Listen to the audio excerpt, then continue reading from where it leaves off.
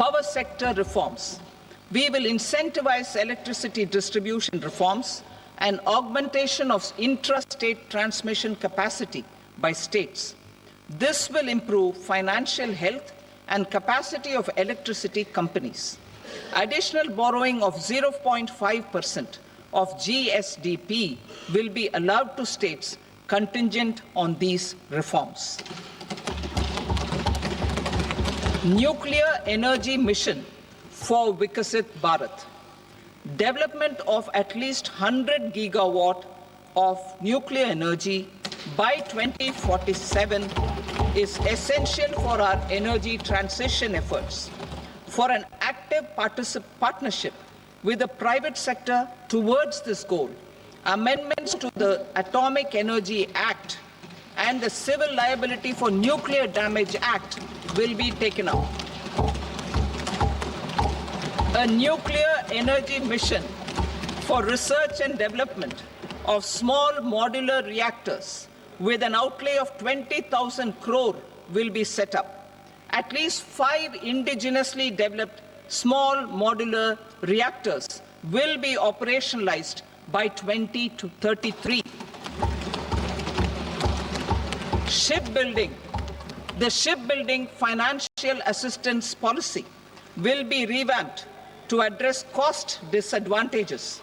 This will also include credit notes for shipbreaking in Indian yards to promote the circular economy. Large ships above a specified size will be included in the infrastructure harmonized master list. Shipbuilding clusters will be facilitated to increase the range, categories, and capacity of ships. This will include additional infrastructure, facilities, skilling, and technology to develop the entire ecosystem. Maritime Development Fund. For long-term financing for the maritime industry, a Maritime Development Fund with a corpus of 25,000 crore rupees will be set up. This will be for distributed support and promoting competition. This will have up to 49% contribution by the government, and the balance will be mobilized from ports and from private sector. UDAN regional connectivity schemes. UDAN has enabled 1.5 crore middle-class people to meet their aspirations for speedier travel. The scheme has connected 88 airports, and operationalized 619 routes. Inspired by that success, a modified UDAN scheme will be launched to enhance regional connectivity to 120 new destinations and carry 4 crore passengers in the next 10 years. 4 crore additional passengers in the next 10 years. The scheme will also support helipads and smaller airports in hilly, aspirational, and northeast regional districts. Greenfield airports will be facilitated in Bihar to meet the future needs of the state. These will be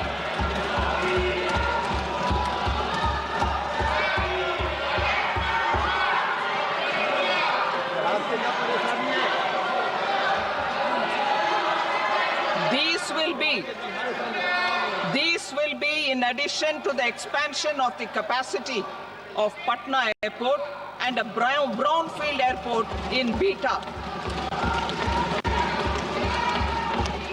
Western Kosi Canal project in Mithilanchal. Financial support will be provided for the Western Kosi Canal ERM project, benefiting a large number of farmers, cultivating over 50,000 hectares of land in the Mithilanchal region of Bihar. Mining sector reforms. Mining sector reforms, including those for minor minerals, will be encouraged through sharing of best practices and institutions of a state mining index, a policy for recovery of critical minerals from tailings will be brought out.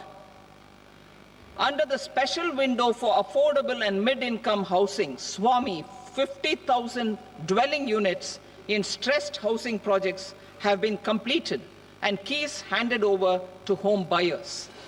Another 40,000 units will be completed in 2025, further helping middle-class families who are paying EMIs on loans taken for apartments while also paying rent for their current dwellings. Building on this success, SWAMI Fund 2 will be established as a blended finance facility with contribution from the government, banks and private investors.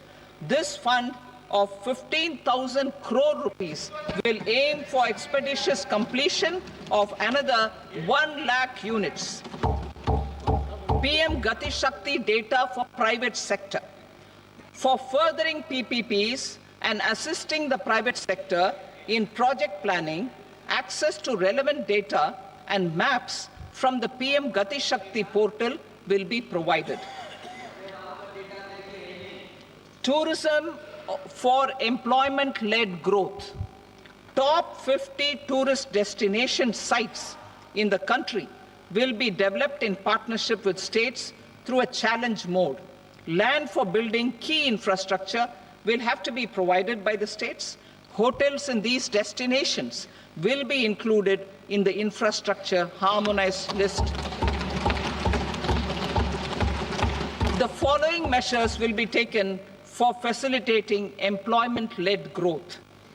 Organizing intensive skill development programs for our youth, including in institutes of hospitality management. Providing mudra loans for homestays. Improving ease of travel and connectivity to tourist destinations. Providing performance-linked incentives to states for effective destination management, including tourist amenities, cleanliness, and marketing efforts, and introducing streamlined e-visa facilities along with visa fee waivers for certain tourist groups. Continuing with the emphasis on places of spiritual and religious significance, in the July budget, there will be a special focus on destinations related to the life and times of Lord Buddha.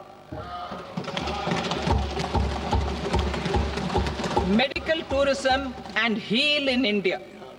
Medical tourism and heal in India will be promoted in partnership with the private sector, along with capacity building and easier visa norms.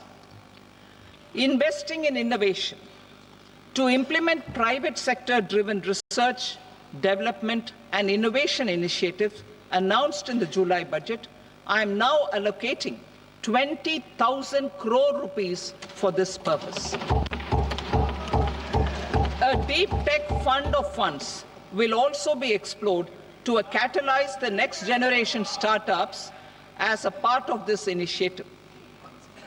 In the next 5 years, under the PM Research Fellowship Scheme, we will provide 10,000 fellowships for technological research in IITs and IISc with enhanced financial support. The second gene bank with 10 lakh germplasm lines will be set up for future food and nutritional security. This will provide conservation support to both public and private sectors for genetic resources. We will start a national geospatial mission to develop foundational geospatial infrastructure and data.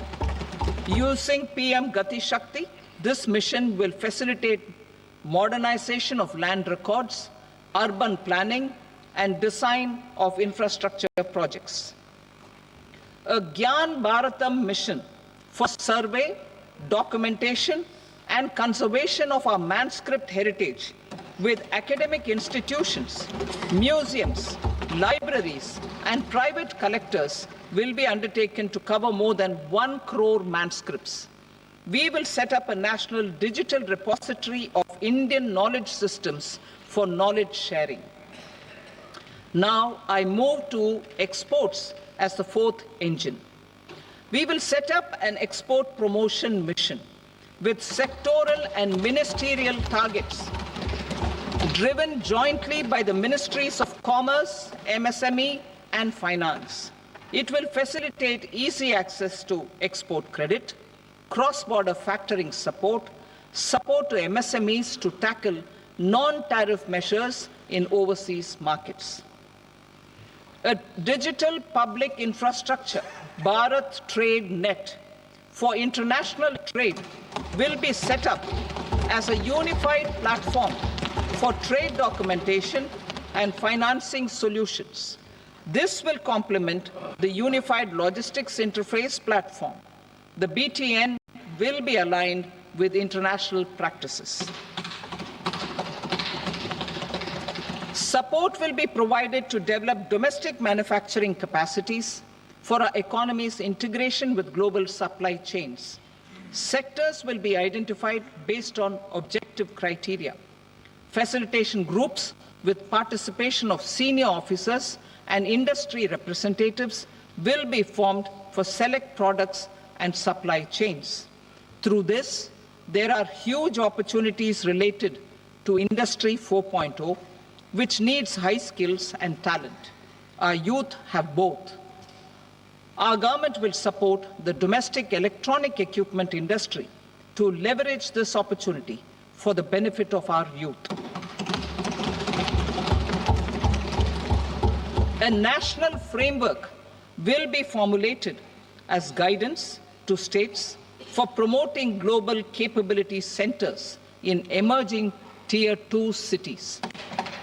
This will suggest measures for enhancing availability of talent and infrastructure, building bylaw reforms, and mechanisms for collaboration with industry. Our government will facilitate upgradation of infrastructure and warehousing for air cargo, including high-value perishable horticultural produce. Cargo screening and customs protocol will be streamlined and made user-friendly.